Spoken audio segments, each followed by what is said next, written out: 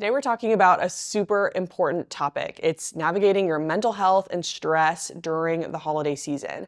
And if you're already feeling feelings of loneliness or isolation or maybe just general stress, there's something about this time of year that can really bring those feelings to the surface and sometimes through the roof. And that's why I'm really excited to talk to an expert to help us manage our stress during the holiday season. Stick around to the end because she's sharing a 3-step process to help us manage stress so that we can maintain our mental health and our peace of mind during the holiday season. Hi, I'm Cindy. Back in October of 2013, our family had just moved to Texas, and so that November was our first Thanksgiving holiday on our own. I decided that I didn't want to cook a full meal just for the 4 of us, and so we decided to eat Thanksgiving dinner at a restaurant. We wanted to pick a place that was unique to Texas, but also open on Thanksgiving Day, and so we settled on Cracker Barrel. I remember thinking that the place was going to be empty and that we were going to be the only ones there, but it was totally packed. I mean, literally every single table was full. And the atmosphere inside Cracker Barrel was actually really festive.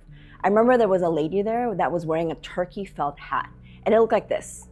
This is just an image I got off of Amazon, but this is a hat that she was wearing, and she genuinely looked so happy, like she was living her best life that day. Our family, I'm sure, on the other hand, looked depressed and pitiful. We still talk about that Thanksgiving as our worst Thanksgiving holiday ever. Isn't it interesting that a holiday can elicit 2 completely different reactions? I wasn't miserable because we were at Cracker Barrel. I was miserable because in the days leading up to that Thanksgiving, I was in denial about how lonely and sad we would feel to be celebrating this holiday completely on our own. We're used to these really big family gatherings and celebrating on both sides and celebrating with our small group and having random holiday get-togethers. We were used to back-to-back Thanksgiving meals and being surrounded by the people we love.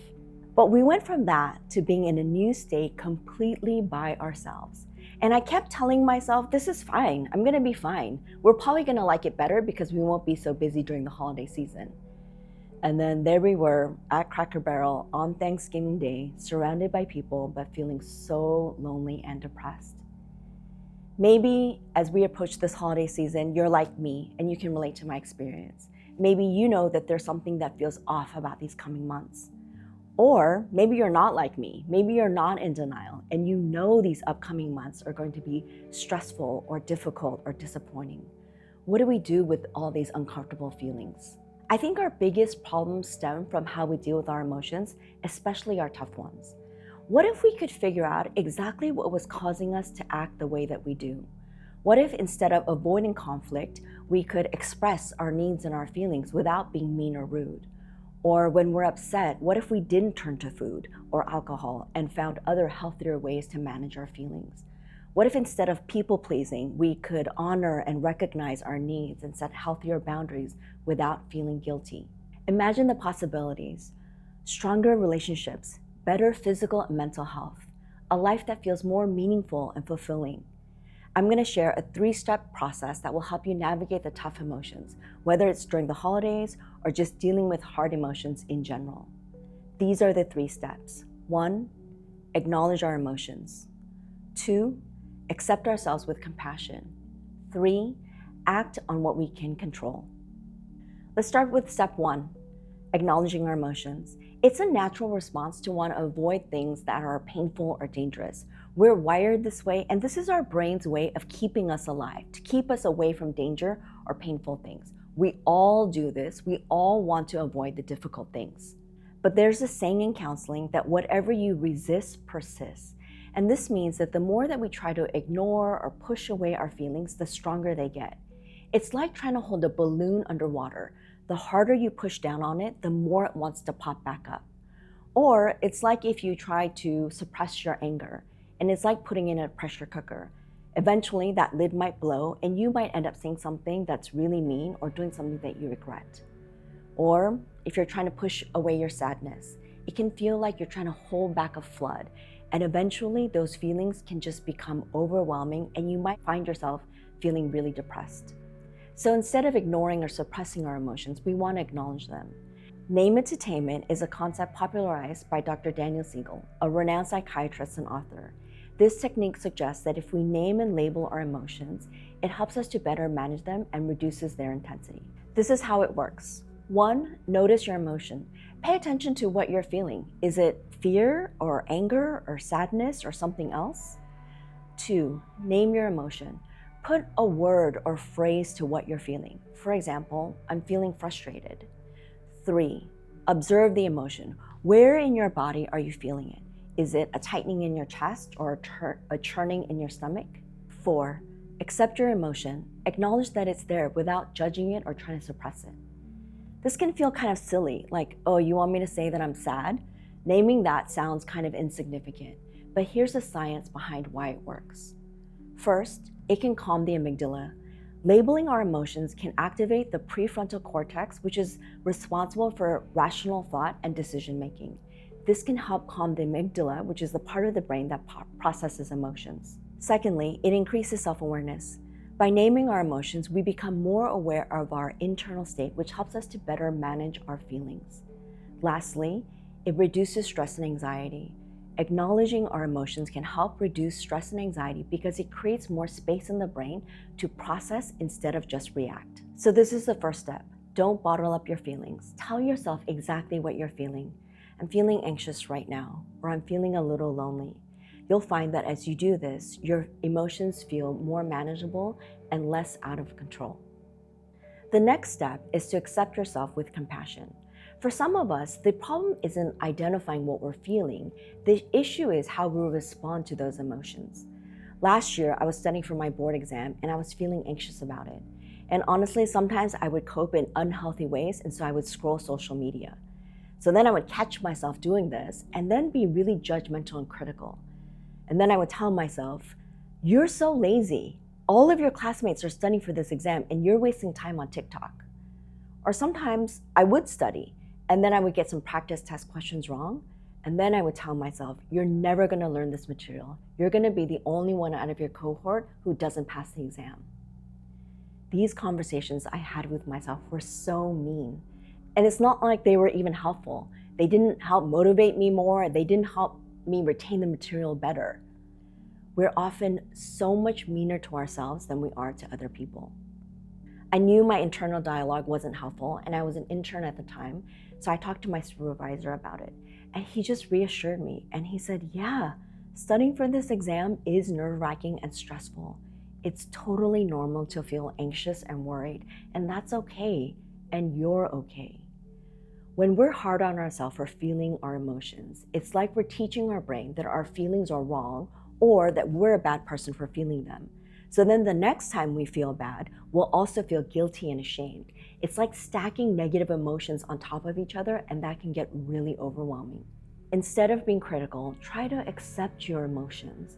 Tell yourself it's okay to feel anxious right now. It's totally normal to feel sad. The day of the test finally came, and so I went to the testing center, and about a quarter of the way through the exam, I started to have a mini panic attack because the test was even harder than I expected. So my heart started to race and I could feel my chest tightening. So thinking about acknowledging and accepting myself with compassion, I paused the test and I put my hand on my heart and I said to myself, of course you feel anxious right now. This test is really hard, but that's okay and you're okay. The testing center gives you a whiteboard and a marker to use during the exam. And so just as an extra measure of reassurance, I wrote this note to myself: you can do this, don't give up. The key is to stop judging and criticizing your emotions and just accept them. Accepting an emotion means reminding yourself that it's okay to feel what you're feeling, even if you don't like it. When you face your tough emotions head on, it's like teaching your brain that what you're feeling might be uncomfortable, but it's not scary. You might not enjoy it, but it's not dangerous. And over time, you'll find that the emotions happen less often and reduce their intensity. Accepting your emotions is like turning off the negative voice in your head, because you can't validate your feelings and be critical of yourself at the same time. So the more you accept yourself, the less you'll judge yourself, and that can help you manage those emotions better. Remember, the first step is to name and label your emotions. Once you've done that, take a moment to tell yourself that it's okay to feel what you're feeling. Imagine talking to a friend who's going through a tough time. You wouldn't condemn them or be judgmental. You'd listen and tell them that it's totally fine for them to feel what they're feeling. Now let's move on to the final step. We've seen how ignoring or pushing away our emotions can make them worse over time.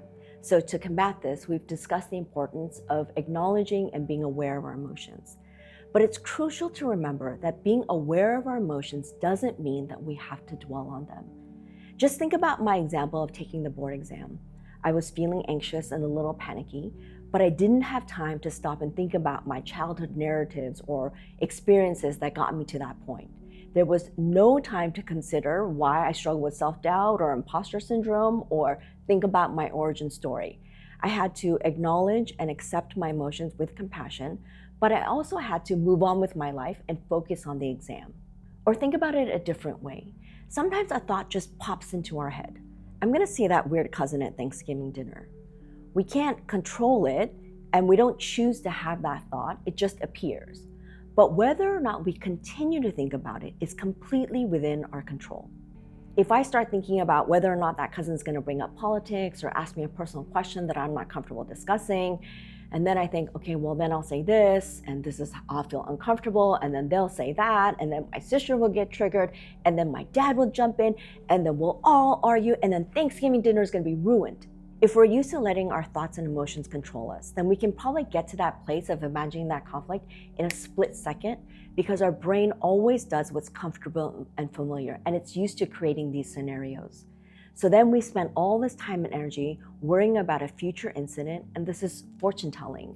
This is just an example of a cognitive distortion. Cognitive distortions are just inaccurate or distorted ways of thinking that can lead to negative emotions. Some examples include fortune telling.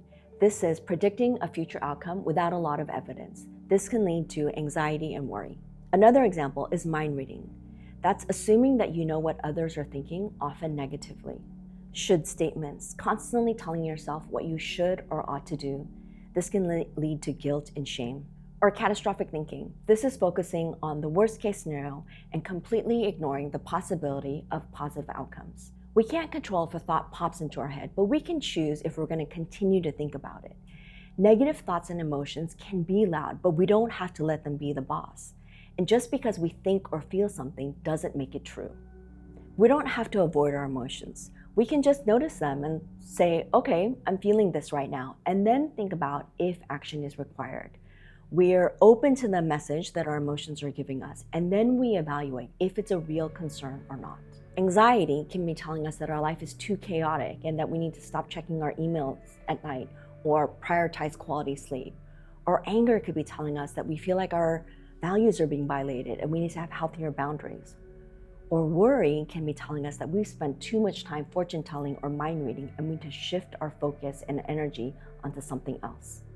The word emotion comes from the Latin word motion, which means movement. Emotions are meant to motivate us to act.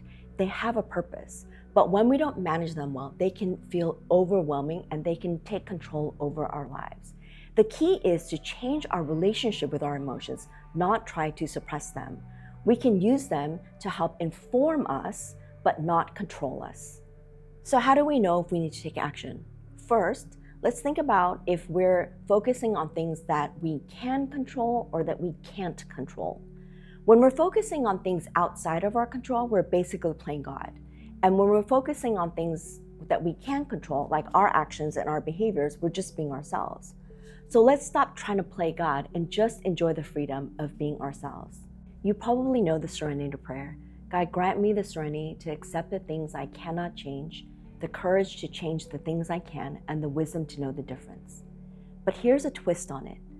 God, grant me the serenity to accept the people I cannot change, to change the one I can, and the wisdom to know the difference. You and I have to accept the things and the people that we cannot change in our lives. So here are some important questions to ask yourself. Am I obsessing over the past? Am I trying to control the future? Am I trying to control other people? If you answered yes to any of these questions, then you're likely dealing with something outside of your control. Don't waste your time and energy trying to change it. Instead of letting our thoughts and values control us, let's use our values as our guide. Our values are what truly matter. They show us the kind of life we want to live and the person that we want to be. So ask yourself these questions. What are my core values? What kind of life do I want to live? And what kind of person do I want to be? If you're focusing your time and energy on anything that doesn't help you live a more meaningful life, it's time to shift your focus back onto the things that really matter to you. I want to pause here for a moment and say that if you want to explore a difficult emotion more deeply, you can definitely choose to do that. Consider journaling or talking to loved ones or seeking out professional help to help you process your thoughts and feelings. With that said, it's important to remember that acknowledging and accepting your emotions doesn't mean that you have to dwell on them. You have the power to choose how you're going to respond to your emotions. Let your values guide you. So let's summarize our last point. Emotional resilience is the ability to handle difficult emotions effectively. So our three main points are: 1, acknowledge your emotions, name it to tame it. 2, accept yourself with kindness and compassion. 3, act in alignment with your values. You're capable of building emotional resilience. Now that you have these tools, I want to encourage you to reflect on them and think about how you can incorporate them into your daily life. As we wrap up today, I want to leave you with this final reminder. Believe in your strength and your capacity to grow. I hope that you're filled with loving kindness for yourself and for others. May you always be filled with compassion and peace and joy, and share that with everyone around you.